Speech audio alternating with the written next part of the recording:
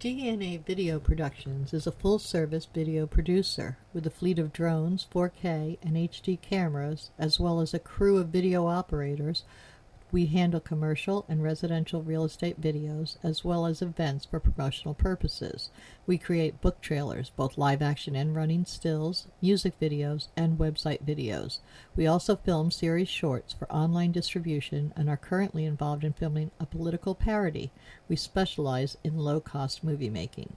Call DNA Video Productions at 941-748-6865 or visit our website at www.dnavideoproductions.com.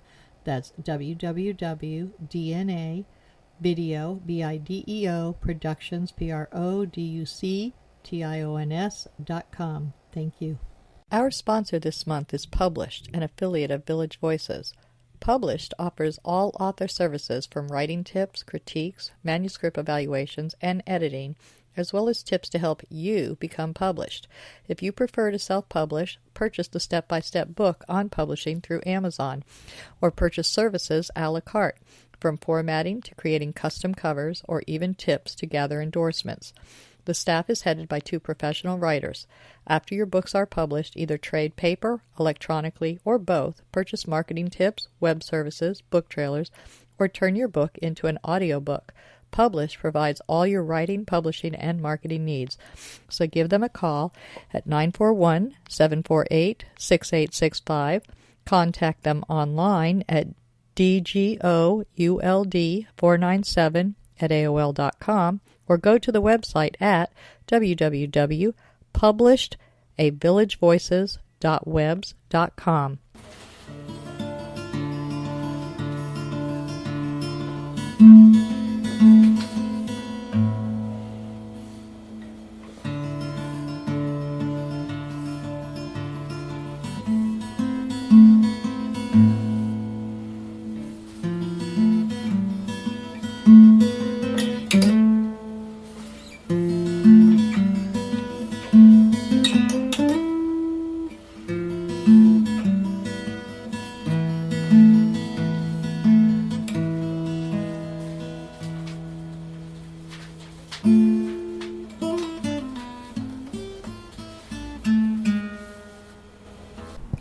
Good afternoon. Welcome to Culture Coast. The intro you just heard was by Al Musitano, and we are interviewing Bob Hoyle today about his newly launched book, How Much Can You Lift? No, wait, Control. How Much Can You Control?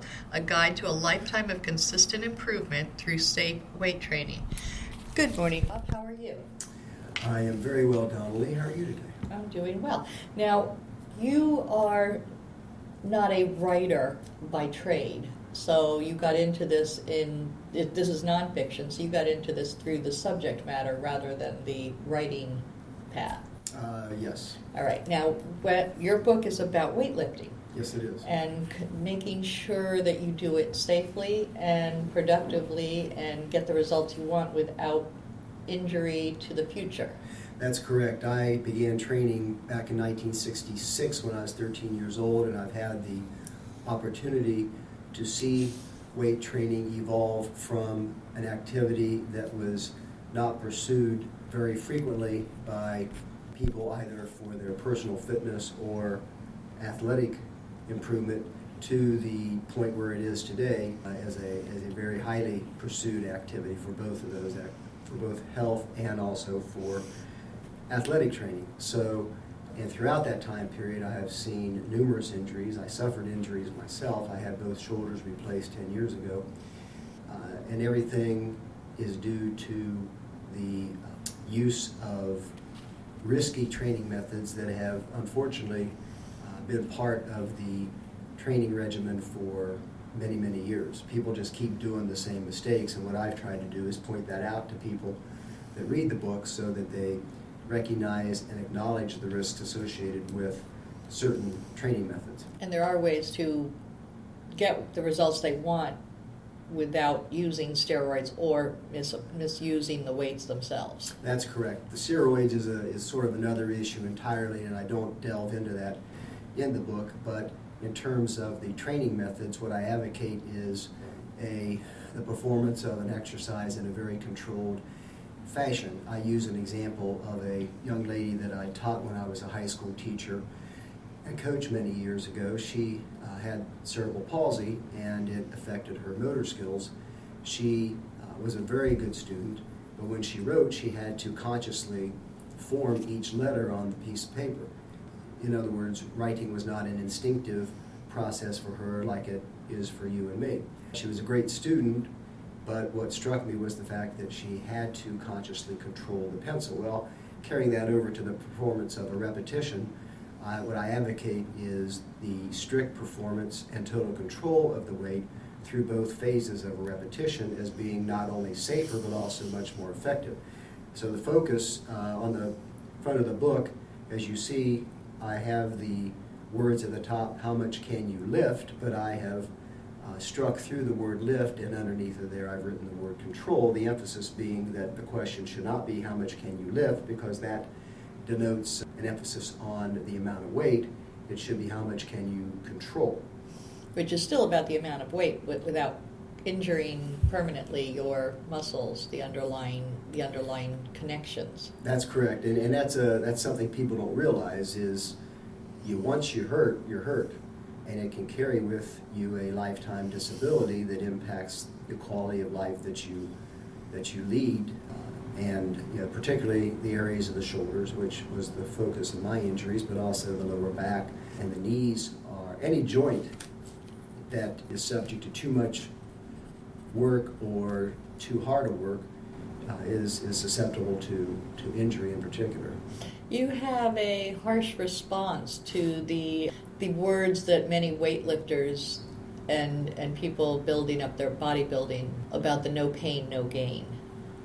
I do, and I think that's an ignorant statement. It's born of the extremism of, for lack of a better term, of our society, where people think that, particularly commercial interests, think that if they emphasize an extreme position about exercise in particular, that it will be more commercially feasible. And the no pain, no gain has been around since I trained back in the early 70s. I think it's best avoided, and to my way of thinking, the emphasis should be on the phrase no brain, no gain. Because if you don't use common sense and your brain to structure a good, safe, and effective exercise program, then you're going to hurt yourself, and you're not going to and that would gain. Actually push you back. Exactly. Well, once you're hurt, you're hurt. Well, I know, here's something I think that also derives from when I was first starting exercising, sit-ups. If I did 10 of them, I didn't feel anything, but if I did 50, then I was a little sore the next day. But does that actually injure me when I feel that pain, that muscle soreness, or is that just, am I hurting myself when I do that? Well, if you experience muscle soreness just in the muscle, then there's some theories that say that denotes an effective result. If you experience pain in your lower back from doing the sit-ups or any other part of your body, You're probably doing them wrong. well, you're doing them wrong, you're doing too many, that could be the possibility. So I've never really thought, rightly or wrongly, that being sore after a workout was necessarily indicative of it being more effective for you. But very clearly, if you do an exercise and you're experiencing some form of joint pain, then you're doing something wrong. All right, that's a good way to put it. Now, how did you come about, well, let's start back with your early career and bodybuilding. You were attending, well, you started in high school, and then when you got to college, how did that come into play in college? I started in high school, and it was to improve myself as a football player and a wrestler. However, this was in Columbus, Ohio, and I was fortunate that they promoted some bodybuilding and weightlifting shows there when I was in high school, and I became a big fan of it. When I got to Harvard College, I was around some real equipment that for the day was pretty standard, and I began training seriously. Did they have a course curriculum there for it? Yes, they had, the Harvard Department of Athletics had an intramural program. I was an instructor for that program in their weight training intramural program, yes. And what were you studying at the time? What was your major? I majored in biology with a focus on physiology and anatomy. So you were training to, it really did fit in with your goals. It did. I did do what I could to learn as much as I could about the effects of training. Unfortunately, the sources of information about training itself were not the best then, because at that time you didn't yet have a generation of people that had trained incorrectly and suffered injuries.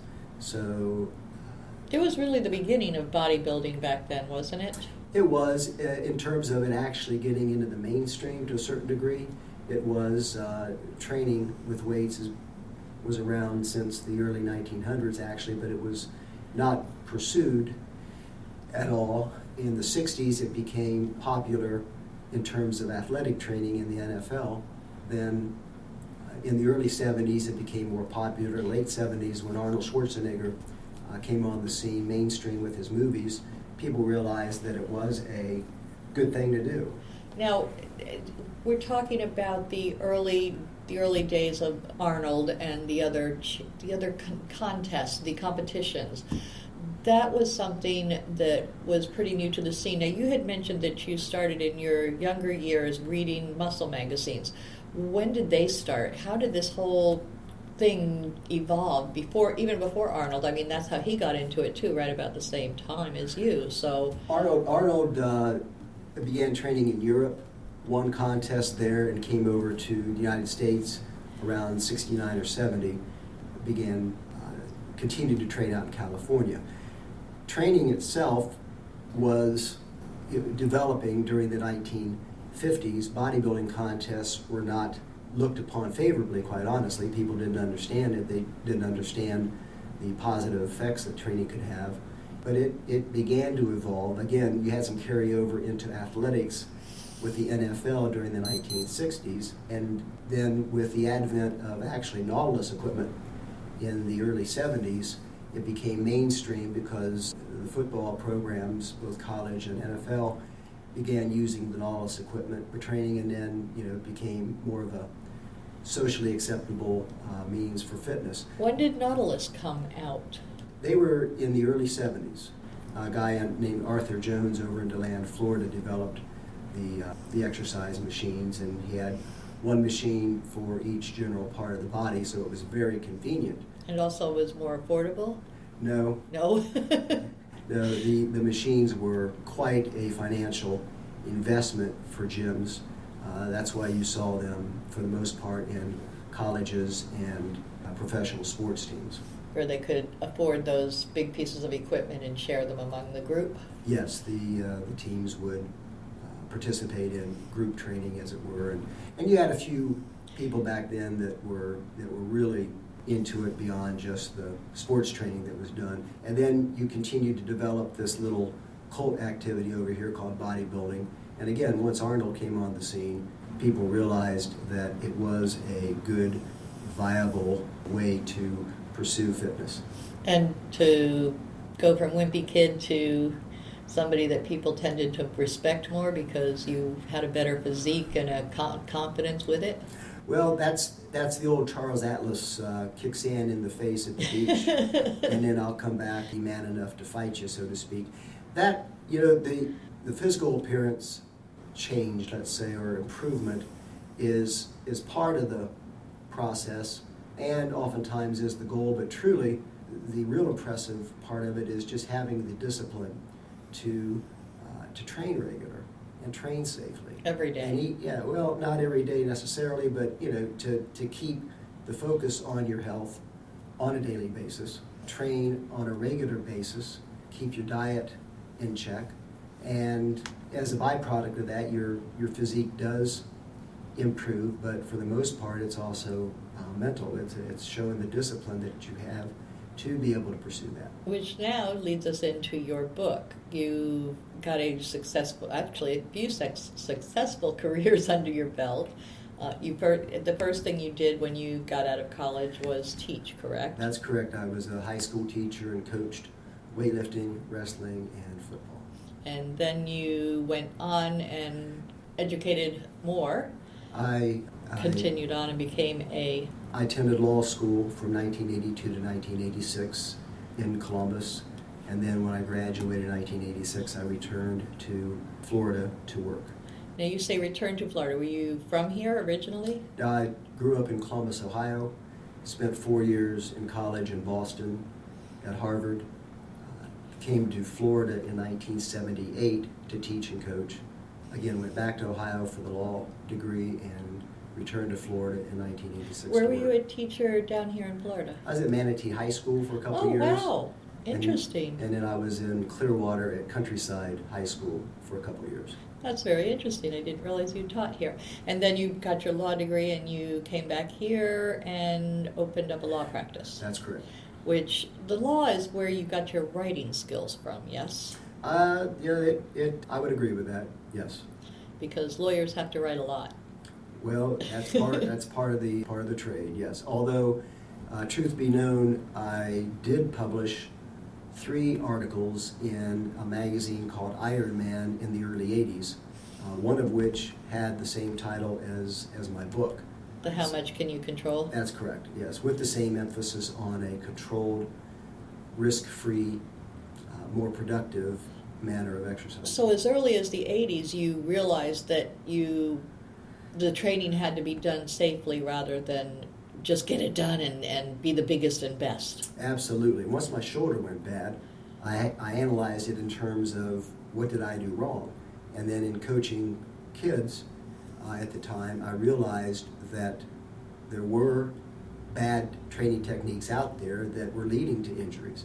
And some of them you were guilty of. Some I was guilty of out of total ignorance, of course, because that's just the way we did it. And again, I didn't have any example or role model of somebody that had trained in the foolish manner that we did, who had injured himself, that could counsel me or set the example that I should not be training in this foolish manner of the loose style, too much weight, negative repetitions, forced repetitions, just using way too much weight, not being in control of the weight, and various other problems that are associated with it that can lead to injury. And when did you first realize you had the injuries? The first time that I noticed pain in the shoulder was around 1979. The left shoulder was giving me pain, and there was nothing traumatic to it. It wasn't like I hit it, or it wasn't like it just a slow thing that you didn't really think about, and then all of a sudden it's like, wait, this is really sore? That's exactly right. It was just a buildup of abuse over years. And that's another point in the book. You don't realize the abuse that you're subjecting your body to until it happens. That's one of my phrases in there. You never know the result of what you're doing until it happens. So let's go back to your book itself, and you have set this up. It's more of a philosophy than you're not giving them exact instructions on exercises, but you've set the book up so that the beginning and the major part of the book is about the philosophy of training. Yes, I want to get people to be thinking about structuring a safe, efficient program of training. And I try to, for lack of a better term, get into people's heads and create the necessary thoughts for them when they're in a gym to protect themselves from themselves, so to speak, and not copy training routines that are risky and dangerous and abusive to their bodies. So yes, there is quite a bit of exercise-specific philosophy that I have in the initial part of the book, and then I get into some specific exercise suggestions, and then I have a small part at the end that deals with diet. Because diet is just as important as taking care of your body as the exercise itself, yes? Absolutely, absolutely. You eat too much or the wrong things, you're going to not have the results that you want, and certainly not in a healthy manner. Yeah, the whole process is geared toward health. You want a healthy body, you have to eat correctly, and that's not rocket science. We all know the basics of that. And you have to exercise safely. the combination of the two have to be balanced, they have to be correct, and you can abuse yourself through your diet just as much as you can, if not more so, than through your exercise program. So now back to the writing part of the book. What came across your mind that got you to write the book, to realize that it was something that was needed? When I would go to a gym, I would see people that were there and, for lack of a better term, didn't know how to think. They didn't know how to think in terms of why am I here and how can I maximize the time that I have. And then I would also witness the stupid training methods that people had. Case in point, how many times would I go to a gym and people would be doing the exercise called the bench press, and it would end up being more of a trampoline lift, the bar bouncing off the chest as opposed to being totally controlled by the muscles that are responsible or that you're trying to work. So that's what got me in tune with it, and then I kind of tied that into the fact that I had shoulder injuries, and I felt like... And the training to explain this to people from the early years with the biology and the physiology. Yes, that factored into it as well. And you spoke to some doctors. I've had the good fortune of 5 well-known physicians that have reviewed the book and have given me good endorsements. One of them was your doctor? Yes, Dr. Mark Tranquil with Florida Orthopedic in Tampa. He's the doctor that did the shoulder surgeries on me. He's also a former weightlifter and bodybuilder, so we had that in common in our backgrounds, and he reviewed the book and it is very, very complimentary of it as well. And it is not written as though you were a lawyer. It's written down to earth and easily read rather than... It's not academia. It's an easy read that doesn't pound you over the head, and you can read a little bit here and a little bit there and put it all together. Yes, the structure of the book is, for lack of a better comparison, like Reader's Digest. The way I structured it was so that someone could open it up to any chapter, read that section, and learn something from it, and then open it to a different chapter and learn something different. In other words, every section is autonomous. You can learn something from each individual chapter, and you don't have to necessarily read them in sequence in order to benefit from what you're reading. Okay. Now, you just recently launched the book. Was that in October or September? I think it was in October because it was close to the date of my 40th reunion at Harvard, and the Harvard bookstore was kind enough to sell it as part of the reunion schedule that they had there. So in addition to being available in fine bookstores everywhere, on Amazon, you are available in the Harvard store. Yes, they had the book there during the reunion, and it was very well received by my classmates. That was very gratifying to have that kind of enthusiastic response from my friends. And you're hoping in the future to have a chance to have it in some gyms and where people will be able, who are actually doing the bodybuilding and weightlifting, be able to access it? Yes, I feel like I've tried to write it so as to be relevant to anybody that's lifting weights. The bodybuilding part of it, when you think about it, is anybody that lifts weights and is trying to use weight training to improve their health, to improve their appearance. So anybody that trains needs to know how to formulate a safe, risk-free program so they don't injure themselves. So yes, I'm looking to establish it in gyms. It's on createspace.com, it's on Amazon, it's also on Kindle. I hope that if there's one person out there that benefits from it by avoiding an injury, then I feel like I have accomplished my purpose. Might make a great Christmas present if you've got a child that's getting into the weight trainings before they do it wrong? Yes, very much so. I've had several friends who have teenage children that are getting into training and have asked me about the book and have purchased it and have given me great feedback on it.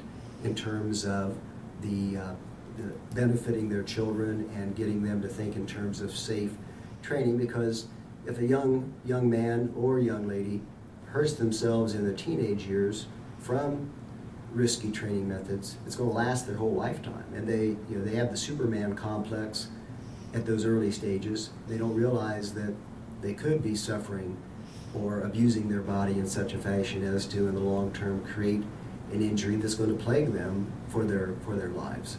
There's so many ways you can damage yourself, and if you think in terms of the potential for abusive training methods to damage the body, then that goes a long way toward acknowledging the risk associated with training.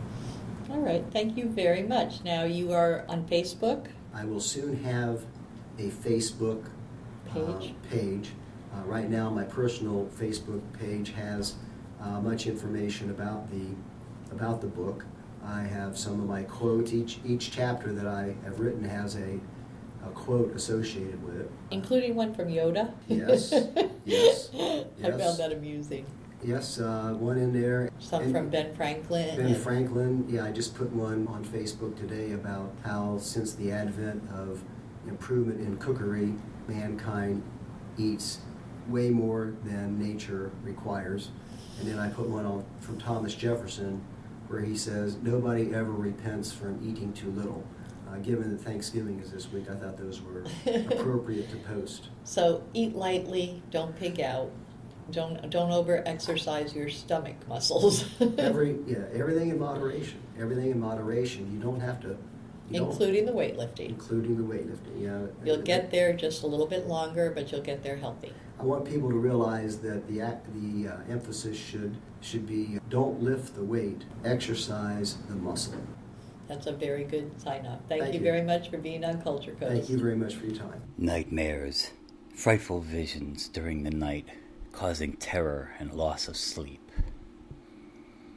Daymares, frightful visions during the day, causing fear and paranoia. Gothmares, gothic visions that can happen anytime, causing horror and disgust. But sometimes they offer answers. Read Gothmares if you dare. Gothmares, a young adult novel by Al Musitano, available on Amazon and fine bookstores everywhere. Village of the Arts, the largest artist colony in the state of Florida, located on 42 acres, includes artists, homes, galleries, gardens, and restaurants featuring handcrafted gifts, fine art sculptures, painting, photography, enviro art, healing arts, books, mystics, and musical variety. A few of the galleries are unique in their offerings. Village Voices specializes in books and art created exclusively by Florida residents. The Dancing Crane Gallery offers fine art, custom jewelry, and unique, innovative art. The Village Mystic offers all things metaphysical: meditation, massage, mediums, aromatherapy, psychics, shamans, Reiki healing, and the gem mine, where you can mine for your own personal treasure. Yoga Arts offers classes or one-on-one coaching. Musicians and bands can be found throughout the area. Many of the artists and musicians offer classes. Restaurants and bakeries provide respite for the weary and magic for the foodies. Visit during the first Friday Art Walk and stroll through the shops and galleries enjoying free appetizers, wine, music, and demonstrations. For hours and information, please visit the website at www.villageofthearts.com.